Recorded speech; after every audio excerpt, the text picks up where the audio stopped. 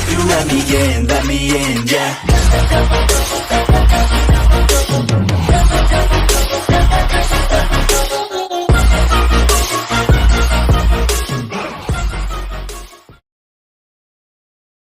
तो गाइस आज से हम एक न्यू सीरीज स्टार्ट करने जा रहे हैं। उम्मीद है आपको ये वाला सीरीज भी बाकी सीरीज की तरह काफ़ी ज़्यादा पसंद आएगा। बाकी मैं अपने तरफ से बेस्ट डिलीवर करने की कोशिश करूंगा। आप बस इस सीरीज को सपोर्ट करना ताकि हम इस सीरीज को और भी आगे ले जा सके। तो चलिए टाइम वेस्ट नहीं करते हुए अब सीरीज को एंजॉय करो। ये सब कुछ शुरू हुआ था जब गोकू और वेजिटा ब्लैक गोकू और फ्यूचर ट्रंक्स को हराकर यूनिवर्स 7 पर वापस आ गया था। उन दोनों को हराने के बाद गोकू एक न्यू पोर्टल क्रिएट करता है और बीरस के प्लेनेट पर जाके व्हिस के साथ ट्रेनिंग करना स्टार्ट कर देते हैं। दूसरी तरफ अर्थ पर सभी लोग गोकू के ऊपर काफी ज्यादा गुस्सा हो जाते हैं। बुल्मा अब कहने लगती है मैं और किसी भी हालत में गोकू के साथ नहीं रह सकती क्योंकि उसके वजह से फ्यूचर ट्रंक्स को जेनोसामा ने मार दिया है। हाँ तुम एकदम सही कह रही हो। जब जब गोकू अर्थ पर आया है तभी कुछ न कुछ बुरा होता ही है और इसका कीमत हम सबको चुकाना पड़ता है। आई होप वो एक दिन मर जाए ताकि हम चैन से जी सके। तो अब गोहन भी कहने लगता है जबकि वो मेरा फादर है पर फिर भी उनकी वजह से हम सब मुसीबत में आ जाते हैं और मैं ऐसा कभी होने नहीं दे सकता। तो अब सभी लोग डिसाइड करते हैं कि वो सब मिलकर गोकू को मार देगा। मीनवाइल हमें जेनोसामा के पैलेस को दिखाया जाता है जहाँ हम देखते हैं कि ग्रैंडफिश गोकू को देखकर काफी ज्यादा शॉक हो गया था। एक सैयन में इतने पावर कैसे आ सकता है, ये नहीं हो सकता। तो अब ग्रैंडफिश प्लान करते हैं कि वो गोकू के सारे फ्रेंड्स को पावर देगा ताकि वो सब मिलकर गोकू को मार सके।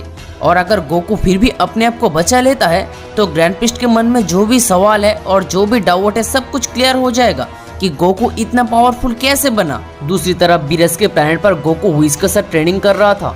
व्हिस अब कहने लगते हैं मिस्टर गोकू तुम ऑलरेडी काफी पावरफुल बन चुके हो। तुम तुम्हारे लिमिट का 100% पर पहुंच चुके हो। तुम अब बीरस के इक्वल हो। यहाँ तक कि तुम अगर कायोकेन का यूज करते हो तो तुम बीरस को भी हरा सकते हो। गोकू भी काफी ज्यादा खुश हो जाते हैं कि वो पहले से काफी ज्यादा पावरफुल बन चुका है। गोकू अब अपने प्लेनेट पर वापस आ जाते हैं और सबसे पहले कैप्सूल कोर पर जाते हैं जहाँ उसके सारे दोस्त मौजूद था। गोकू अब कहने लगता है हेलो फ्रेंड्स, पर वो लोग आवाज नहीं दे रहा था। गोकू फिर से कहने लगता है हेलो फ्रेंड्स, कैसे हो आप सब, पर तब भी गोकू को कोई भी कुछ भी नहीं कह रहा था। गोकू अब कहने लगता है क्या हुआ है, तुम लोग कोई बात नहीं कर रहे हो, फिर से कोई विलेन आ गया था क्या? कोई विलेन नहीं आया, बल्कि अब हम सब के लिए तुम ही सबसे बड़ा विलेन हो। आई विश तुम दोबारा कभी जन्म न लो। ऐसा कहकर बुल्मा गोकू को एक थप्पड़ मार देती है। बुल्मा पहले गोकू को कई बार मारा था पर इस बार थोड़ा डिफरेंट था। बुल्मा के अंदर गोकू के लिए जितना भी गुस्सा था वो सब गोकू के ऊपर निकाल देते हैं। चीची भी अब कहने लगती है तुम कभी भी एक अच्छा हस्बैंड नहीं रहे, सो डाई। चिल्ड्रंस, मार दो गोकू को। गोहान और गोटेन अब सुपर सैयन ब्लू में ट्रांसफॉर्म हो जाते हैं। ये देखकर गोकू एकदम स्पीचलेस हो जाते हैं क्योंकि गोकू को जरा सा भी अंदाजा नहीं था।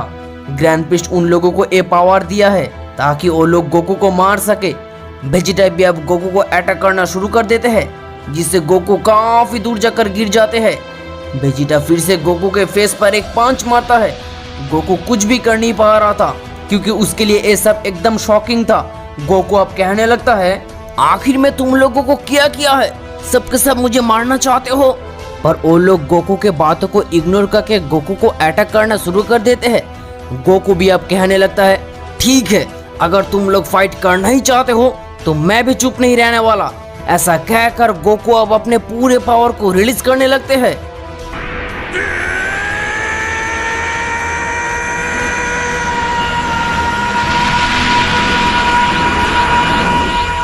गोकू अब सुपर सैयन ब्लू का मैक्सिमम पावर को यूज करके उन लोगों को अटैक करना शुरू कर देते हैं।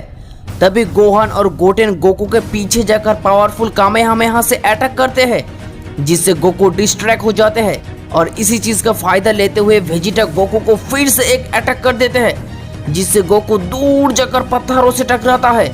ऑन दी अदर हैंड हमें यूनिवर्स 11 को दिखाए जाते हैं जहां एंजल मार्गरिटा गोकू के साथ क्या हो रहा है वो सब कुछ देख रही थी और वो गोकू को लेकर काफी इंटरेस्टेड भी थी। तो अब हमें फिर से गोकू को दिखाए जाते हैं जहां गोकू उन लोगों के अटैक से बहुत ही बुरी तरीके से घायल हो जाते हैं। गोकू अब कहने लगता है आखिर मैंने क्या किया है, तुम लोग गलत कर रहे हो। वेजिटा काफी ज्यादा गुस्सा हो जाते हैं और कहते हैं तुम ही गलत हो, तुम्हारा जन्म लेना ही गलत है। तो अब तुम्हारा इस वर्ल्ड को गुड बाय कहने का समय आ चुका है। वेजिटा, गोहान, गोटेन तीनों मिलकर गोकू के ऊपर एक स्ट्रॉन्ग अटैक कर देते हैं। मैं फिर से वापस आऊंगा, मैं किसी को नहीं छोड़ूंगा। सभी लोग उन लोगों की विनिंग को काफी एंजॉय कर रहा था और उन लोगों को भनक तक नहीं था कि उन लोगों के साथ आगे क्या होने वाला है। तभी यूनिवर्स 11 से मार्गारिटा एक दूसरे वर्ल्ड पर जाती है, क्योंकि वो एक एंजल है। उसके लिए ये करना बिल्कुल आसान है। दूसरे वर्ल्ड पर जाके गोकू के सोल को ढूंढने लगती है। सन गोकू, तुम्हें मैं एक ऑफर देना चाहती हूँ। बस मेरी शर्त ये है कि तुम्हें मेरे यूनिवर्स यानी यूनिवर्स 11 में ज्वाइन होना पड़ेगा। गोकू के सोल अब कहते हैं कौन हो तुम? मैं तुम्हारे यूनिवर्स में आखिर ज्वाइन क्यों करूं? मैं हूँ एंजल मार्गारिटा फ्रॉम यूनिवर्स 11। अगर तुम मेरे यूनिवर्स में आओगे तो तुम्हें दोबारा जिंदा कर सकती हूँ और तुम्हारे सारे पुरानी यादों को भी वापस ला सकती हूँ। तुम वहाँ पर ट्रेनिंग करके और भी पावरफुल बन सकते हो। मार्गारिटा किसी भी हाल में गोकू को अपने यूनिवर्स में लाना चाहती थी, क्योंकि ग्रैंड प्रिस्ट ने बताया था बहुत ही जल्दी एक new tournament of power start होगा। अगर गोकू यूनिवर्स 11 का होके उस टूर्नामेंट ऑफ पावर में पार्टिसिपेट करेगा तो उन लोगों के लिए टूर्नामेंट ऑफ पावर जीतना काफी आसान हो जाएगा। सन गोकू, क्या तुम मेरे शर्त पर एग्री हो? गोकू भी अब मार्गारिटा के शर्त पर राजी हो जाते हैं। तो अब मार्गारिटा गोकू को लेकर यूनिवर्स 11 पर चले जाती है। वो अब गोकू को उसके सारे यादों के साथ जिंदा कर देते हैं। गोकू को देखकर बेलमोट अब कहने लगता है मार्गारिटा, ये आखिर कौन है? ये यहाँ पर क्या कर रहा है? ये एक सैयन है, इसका नाम है गोकू। सारे मल्टीवर्स में यही सबसे टैलेंटेड सैयन है। यह तक कि वो जिरन को भी सरपस कर देगा। क्या वो जिरन से भी ज्यादा पावरफुल है? That's impossible. तभी वहाँ पर जिरन आ जाते हैं। गोकू भी अब कहने लगता है तो तुम ही हो जिरन, जो कि अपने आप को सबसे स्ट्रॉन्गेस्ट मॉर्टल समझते हैं। ये सुनकर जिरन अब काफी ज्यादा गुस्सा हो जाते हैं और वो गोकू को अटैक करना शुरू कर देते हैं। जिरन गोकू की तरफ एक पावरफुल अटैक लॉन्च कर देते हैं, पर गोकू बड़ी ही आसानी से जिरन के अटैक को डॉज कर लेते हैं। ये देखकर जिरन और भी ज्यादा गुस्सा हो जाते हैं और अपने बेस्ट अटैक कर रहे होते हैं। मीनवाइल किंग्स ऑफ एवरीथिंग के पैलेस पर हमें ग्रैंड प्रिस्ट को दिखाया जाता है, जहाँ ग्रैंड प्रिस्ट अब कहने लगता है मुझे इस मल्टीवर्स का किंग्स ऑफ एवरीथिंग बनना चाहिए था। तो अब हमें फिर से गोकू और जिरन को दिखाए जाते हैं। जिरन अब अपने पूरी ताकत से गोकू की तरफ एक पावरफुल अटैक लॉन्च कर देते हैं, पर गोकू जिरन के सारे अटैक को डॉज कर ले रहा था। सभी लोग गोकू को देखकर काफी ज्यादा शॉक हो जाते हैं। जिरन अब अपने पूरी पावर को रिलीज करने लगते हैं।